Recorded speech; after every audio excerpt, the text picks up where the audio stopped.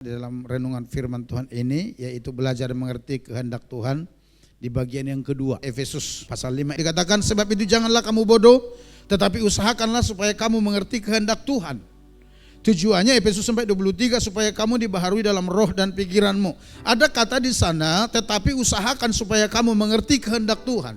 Kata usahakan di sana, saya ulang, itu artinya saudara harus belajar, saudara harus berjuang untuk mengerti kehendak Allah. Karena mengerti kehendak Allah itu tidak otomatis.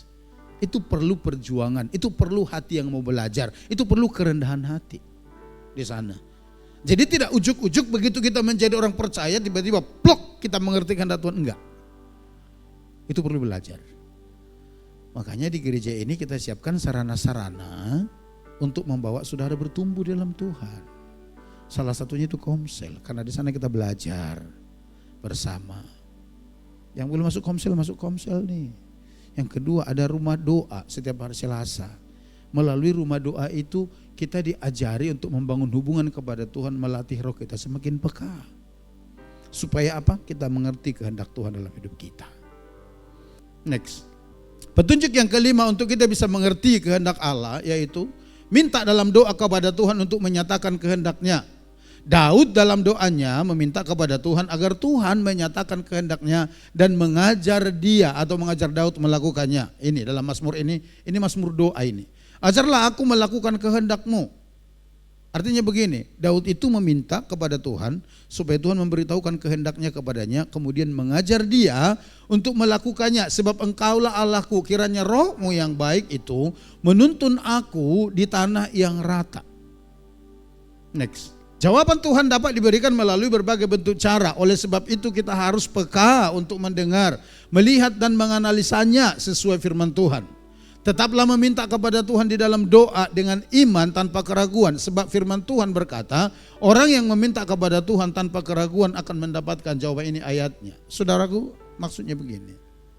Kadang-kadang Tuhan itu memberikan jawaban kepada kita dengan berbagai cara.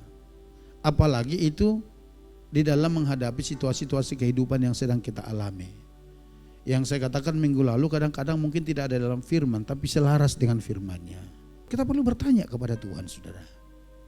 Seperti Daud berdoa, minta kepada Tuhan. Apa yang harus aku lakukan, Tuhan? Kalau Tuhan katakan tanam puri, ya tanam puri, saudara. Ya. Kalau Tuhan katakan lakukan ini, yang jelas enggak bertentangan dengan firman, saudara lakukan. Karena Alkitab berkata, hari-hari ini bukan akan semakin baik. Sekalipun banyak orang mengharapkan dunia ini akan semakin baik.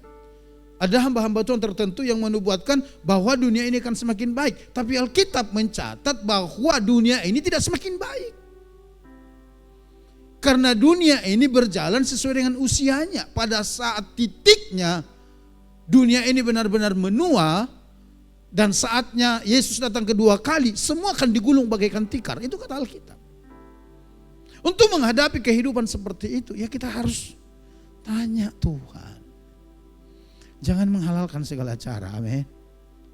Kalau Tuhan katakan, lakukan sesuatu yang lebih untuk pekerjaan Tuhan, lakukan. Karena ketika saudara taat, Tuhan akan terus menuntun kita berjalan, karena itu yang dikatakan pemeliharaan Tuhan yang nyata itu. Amin, saudara. Tuhan tidak menginginkan kita menjadi orang yang pasif, orang yang bodoh-bodoh. Oh, percaya saja kepada Tuhan, maka nanti semua akan, enggak begitu. Hidup beriman itu tidak seperti itu. Saudara tahu kenapa Daud itu menjadi orang berkenan di hadapan Allah? Kisah Rasul 13 ayat 36. Sebab Daud melakukan kehendak Allah pada zamannya. Lalu ia mangkat dan dibaringkan di samping nenek moyangnya. Dan ia memang diserahkan kepada kebinasaan secara tubuh. Ayat 22. Setelah Saul disingkirkan, Allah mengangkat Daud menjadi raja mereka. Tentang Daud Allah telah menyatakan, aku telah mendapat Daud bin Isai seorang yang berkenan di hatiku dan yang melakukan segala kehendakku. Daud bukan tidak pernah salah. Daud bukan tidak pernah jatuh dalam dosa, pernah. Tapi kepada sekian raja yang pernah memerintah di Israel, hanya kepada Daud Tuhan berkata, aku telah menemukan Daud seorang yang berkenan di hatiku. Kenapa? Daud melakukan kehendak Tuhan di eranya. Itu yang firman Tuhan katakan. Coba tanyalah Tuhan, apa yang menjadi kehendak Tuhan kita lakukan di era kita ini? Kalau dari segi pelayanan, jelas Tuhan sudah memberikan hatinya kepada kita, supaya kita menjadi jemaat yang unggul dan menjangkau jiwa bagi Kristus. Di bulan lalu kita belajar tentang The Great Commission, amanat agung. Ayo, mari kita lakukan itu. Maka nanti Tuhan akan berkata demikian, aku telah menemukan jemaat yang berkenan di hatiku di Putus Sibau, GPI Cisama Putus Sibau. Karena apa? Kita melakukan kehendaknya di zaman kita. Amin, saudara. Yang keenam, yaitu damai sejahtera. Perlu diingat bahwa damai sejahtera di hati orang percaya hanyalah salah satu. Jadi bukan satu-satunya. Dari sekian banyak petunjuk untuk mengerti kehendak Allah, dan tidak bisa dijadikan patokan satu-satunya ukuran kehendak Allah dalam hidup seseorang. Jadi hanya salah satu saja. Damai sejahtera yang dimaksud harus selaras dengan firman Tuhan dan bukan reaksi emosi semata. Reaksi emosi semata itu artinya begini, bukan karena kita senang melakukannya. Karena kadang-kadang damai sejahtera di hati kita itu erat sekali, 80% itu terkait dengan kesukaan kita. Boleh dipastikan semua orang yang menerima apa yang diharapkan, mereka akan suka cita. Nah, yang kita maksud di sini bukan damai sejahtera yang seperti itu, tapi damai sejahtera oleh karena kehendak Allah, oleh karena kebenaran yang dari Allah. Next, kita lihat. Firman Tuhan berkata, di mana ada kebenaran, di situ akan tumbuh damai sejahtera. Dan akibat kebenaran ialah ketenangan dan ketenteraman untuk selama-lamanya. Jadi kata kuncinya ada di kebenaran ini, yang berasal dari Tuhan. Patokannya di sana, bukan di damai sejahtera semu yang kita alami seperti yang dialami oleh Yunus. Ketika Yunus melarikan diri dari hadapan Allah, dari panggilan ke Niniwe, ke Tarsis, itu hatinya damai loh saudara. Dan bahkan mungkin dia menganggap, oh ini kehendak Tuhan karena semua jalan dan peluang terbuka. Padahal Tuhan katakan, Yunus pergi ke Niniwe, sampaikan berita pertobatan di sana. Karena aku mengasihi bangsa itu, karena udah kelewatan kelakuan mereka. Yunus gak mau, Yunus protes. Kenapa? Yunus itu kan orang Israel. Dia nabi di Israel Utara. Yang menjajah Israel Utara itu, Samaria itu, 10 suku itu adalah Asyur, ibu kotanya itu Niniwe.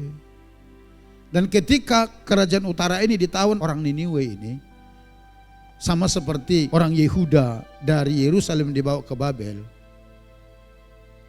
Nah, orang Israel Utara ini gak pulang-pulang sampai hari ini. 10 suku yang ditawan oleh orang Asyur Niniwe itu dibawa dari Samaria gak pulang-pulang. Yang kembali itu 2 suku itu yang ada di Yerusalem, yang disebut sekarang menjadi Israel yang ada di Yerusalem. Itu yang balik dari Babel.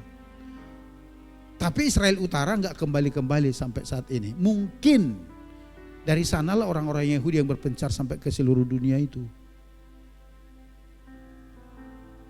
Nah, orang ini mau dibinasakan Tuhan karena kejahatannya, tapi Tuhan suruh Yunus untuk pergi ke sana memberitahukan berita pertobatan. Mau aku kata Yunus, orang ini orang yang memperlakukan bangsaku sedemikian rupa ditawan, masa mereka sekarang mau dibinasakan? Harus saya yang pergi khotbah ke sana. Sangat diterima akal sebenarnya, saudara. Tapi cara pandang Tuhan terhadap jiwa dengan cara pandang kita itu beda. Kadang-kadang menurut kita orang itu gak layak menerima pengampunan, gak layak diselamatkan. Tapi Tuhan berkata, dia berharga di mataku. Itu masalahnya. Dan sekali lagi ketika Yunus menyimpang dari hadapan Tuhan, sama sekali dia tidak berpikir bahwa dia salah. Enjoy aja dia, senang-senang aja dia. Dari mana kita tahu? Ketika dia masuk kapal, kapalnya mulai berlayar, dia tidur sangat nyenyak sekali. Loh Bapak Ibu, kalau Bapak Ibu galau bisa tidur enggak? Kalau Bapak Ibu galau bisa tidur enggak? Orang galau itu enggak bisa tidur. Tapi kalau hati Bapak Ibu damai sejahtera, bisa tidur enggak? Nyenyak. Orang kita di sini katakan ngelandau lagi. Saking nyenyaknya, ya kan? Dapat mimpi-mimpi indah. Karena nyenyak, hatinya tenang. Nah, itu Yunus. Sampai gelombang begitu besar yang menghantam kapal itu, dia nggak tahu, dia nggak peduli, ngorok aja kerjanya. Sampai datang awak kapal turun ke bawah, dikatakan bangunkan dia, woi, kita ini dulu mau karam nih. Kalau masih tidur aja sih gitu. Saking tenangnya hatinya, saking dia berpikir, oh damai sejahtera hatiku. Padahal dia sedang lari dari hadapan Tuhan loh saudara. Nah itu sebabnya saya katakan sejahtera yang dimaksud di sini bukan sejahtera yang terkonek ke emosi kita pada saat itu. Sensasi emosi bukan. Tapi sejahtera yang ditumbuhkan oleh karena melakukan kebenaran. Sejahtera yang datang karena melakukan kebenaran. Saudaraku biasanya awalnya kadang-kadang bertentangan dengan hati kita. Tapi ketika kita turuti, kita lakukan, akhirnya menumbuhkan sejahtera di hati kita. Itulah saudara. Coba next lagi. Maksudnya adalah di dalam setiap keputusan yang kita buat pada situasi yang kita hadapi, tanyakanlah kepada Tuhan apakah keputusan tersebut membuat Tuhan sejahtera dan berkenan. Mungkin saudara bingung, apa sih Tuhan sejahtera tenang? Saudara pernah baca Tuhan gusar? Melihat kehidupan orang-orang. Coba baca di Alkitab ya. Tapi pernah saudara melihat atau baca di Alkitab bahwa Tuhan senang? Dia tersenyum, tertawa pernah? Nanti baca di kitab Injil. Bahwa Yesus itu senyum. Yesus itu tertawa. Senang hatinya. Nah sekarang pertanyaannya, apakah keputusan kita itu membuat hati Tuhan senang, sejahtera dan berkenan? Atau dia gelisah? Oleh karenanya dia tegur kita. Dia tahu, dia kan paling tahu tentang hidup kita. Dia tahu kalau kita terus berjalan dengan cara seperti itu akan semakin banyak kegagalan yang kita alami. Dia gelisah itu. Karena apa? Karena Tuhan tidak merencanakan hidup kita seperti itu. Roma pasal 8. Ia yang tidak menyayangkan anaknya sendiri, tetapi yang menyerahkannya bagi kita semua. Bagaimanakah mungkin ia tidak mengaruniakan segala sesuatu kepada kita bersama-sama dengan dia? Itu hatinya Tuhan. Artinya begini, sesuatu yang sangat berharga di sorga di hatinya itu pun dikorbankan untuk kita. Masa iya Tuhan tega melihat saudara gagal dan gagal terus, sakit-sakitan melulu? Masa iya sih? Artinya begini, kalau Tuhan, Yesus aja dikorbankan untuk kita, masa iya nggak mau sembuhkan saudara? Kalau Bapa di sorga sampai mengorbankan Yesus untuk saudara dan saya, masa iya nggak mau melihat saudara berhasil? Masa iya sih? Itu ayatnya ada itu. Oleh karenanya dia menegur kita dengan cara-cara itu. Oleh karenanya Tuhan, setiap keputusan yang kita ambil itu coba tanya Tuhan. Kira-kira ini mensejahterakan hati Tuhan, membuat dia berkenan, atau buat Tuhan gusar. Gusar dan gelisah itu artinya begini. Dia sedang gelisah melihat saudara karena dia tahu saudara akan gagal. Karena dia tahu saudara akan mengalami hal-hal yang sebenarnya Tuhan gak rencanakan gitu loh. Kalau Ayub kan lain saudara. Tuhan gak gusar. Justru Ayub itu mengalami hal seperti itu karena promosi dari Tuhan. Nanti baca Ayub pasal 1 dan pasal 2. Sebenarnya iblis itu gak mau otak-atik Ayub. Tuhan aja yang bilang begini, kalau bahasa kerennya begini, agak resek Tuhan gitu loh sama iblis. Lalu begini, woi iblis, dari mana Nuan? Dari mana kamu? Kata Tuhan kepada iblis. Iblis bilang begini, dari mengelilingi dunia. Emang kenapa? Lalu Tuhan bilang begini, adakah kau melihat hambaku Ayub yang begitu saleh itu? Di seluruh dunia enggak ada loh orang model dia salehnya. Nah, itu kan promosi saudara. Terpancinglah iblisnya. Iblis bilang, iya karena engkau pagari rumahnya, karena engkau berkati dia. Coba tarik berkatnya biar aku lihat apakah dia masih setia. Nah di situ persoalannya. Jadi kadang-kadang promosi dari Tuhan itu ke kita bisa lukai Ayub, saudara. Itu yang saya katakan kalau itu proses. Tapi ingat itu ada jangka waktunya. Ngerti saudara ya? Perlu kita belajar ke sana. Kita kembali ke slide-nya. Nah yang kedua, apakah kita sendiri merasa sejahtera akan hal tersebut sekalipun awalnya mungkin tidak sejahtera? Kuncinya di sini adalah kepekaan rohani akan kebenaran Allah. Yang ketujuh, nasihat yang bijaksana. Ini adalah salah satu petunjuk untuk kita bisa mengerti kehendak Allah. Apa itu? Nasihat yang bijaksana. Mazmur 1:1 berkata demikian, berbahagialah orang yang tidak berjalan menurut nasihat orang fasik, yang tidak berdiri di jalan orang berdosa, dan yang tidak duduk dalam kumpulan pencemooh. Seringkali Tuhan menyatakan kehendaknya melalui orang yang mengasihi Tuhan yang ada di sekeliling kita. Misalnya melalui mentor rohani kita, melalui ketua atau anggota komsel kita, melalui gembala setempat atau hamba Tuhan lainnya yang, ini perlu garis bawahi, yang hidup dan berbicara sesuai kebenaran Allah dan lain-lain. Oleh sebab itu jika kita membutuhkan nasihat yang bijaksana, carilah dari orang-orang yang takut akan Tuhan dan bukan dari sembarang orang. Kenapa ini saya tandai merah di sini? Kadang-kadang terlalu banyak orang membawa nama Tuhan, tapi hidupnya enggak sesuai dengan kebenaran Tuhan. Kalau berbicara selalu, oh saya cari Tuhan, saya duduk di kaki Tuhan, tapi mulutnya nggak bisa dijaga. Mengaku diri orang yang intim dengan Tuhan, rajin berdoa, berserah kepada Tuhan, tapi tidak memiliki kepekaan rohani. Jangan cari nasihat dari orang seperti itu.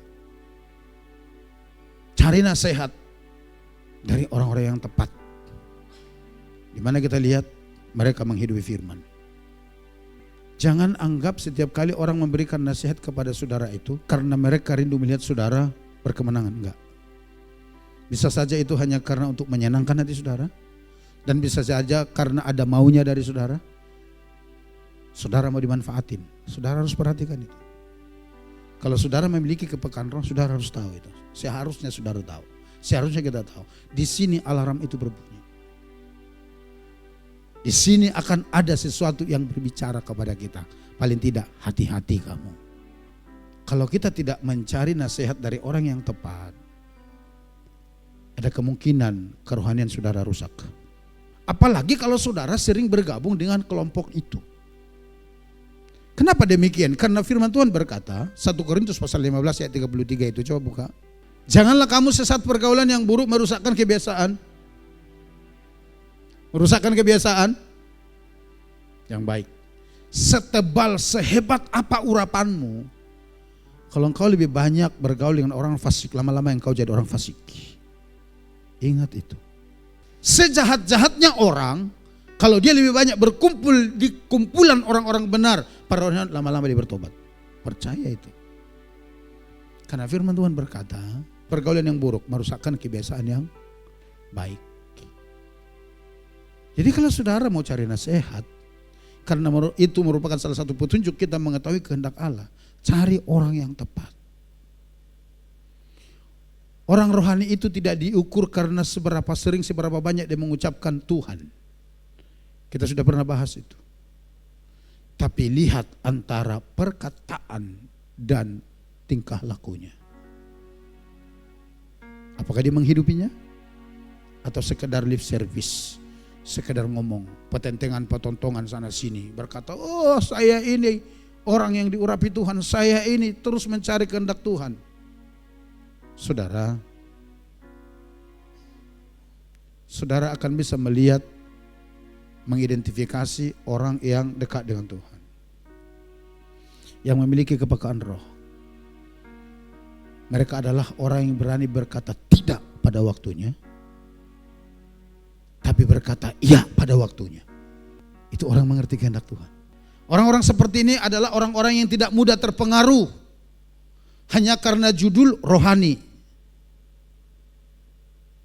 Orang-orang seperti ini tidak akan terpengaruh, tertipu hanya karena persahabatan yang dekat. Ketika dia tahu itu tidak dari Tuhan, berkata tidak, karena saya tahu itu bukan dari Tuhan. Tapi biar semua yang lain berkata tidak, kalau dia tahu itu dari Tuhan, dia akan berkata iya, saya akan setuju karena saya tahu itu dari Tuhan. Itu orang yang peka. Jadi orang peka itu bukan karena sering sekali di sana sini petontongan berkata, oh Tuhan bicara kepada saya, Tuhan sudah bukan itu. Tapi di kejadian-kejadian tertentu mereka bahkan gadaikan imannya, gadaikan integritasnya karena tidak memahami hal itu. Belajar, saudara. Kalau saya katakan seperti ini bukan berarti saya sudah sempurna, enggak. Sampai saat ini pun saya masih belajar. Saya masih melatih diri. Oleh karenanya kalau ada hal-hal yang sangat bagi saya masih 50-50, enggak mudah bagi saya untuk berkata iya dan juga mudah langsung berkata tidak. Saya akan berkata, saya akan doain. Saya akan tanya Tuhan. Ketika saya doain, saya tanya Tuhan, saya akan lihat referensi dari Alkitab. Saya akan baca firman. Kalau sesuai dan dapat konfirmasi saya akan katakan iya. Tapi kalau tidak sesuai kan saya katakan tidak, apapun itu. Jadi yang terakhir itu, saudaraku yang ketujuh, nasihat yang bijaksana. Itu akan menolong kita untuk mengerti kehendak Allah. Belajarlah, jangan tinggalkan komunitasmu. Karena di sana engkau bisa belajar. Karena melalui orang itu Tuhan bisa berbicara kepada kita, memberitahukan apa rencananya dalam hidup kita. Jaga komunitas kita. Maka saya percaya, saudara akan terhindar dari kesalahan-kesalahan besar yang bisa merugikan kehidupan kita. Sekali lagi, belajarlah mengerti kehendak Tuhan. Supaya kita dibaharui dalam pikiran dan roh. Dan mengurangi kesalahan-kesalahan kita ketika kita berjalan bersama dengan Tuhan. Ketika kita lakukan itu, kita berjalan on the targetnya Tuhan. Saya mau katakan, berkat-Mu dari surga akan tercurah dan tidak ada yang bisa menghalangi itu. Yang percaya katakan amin.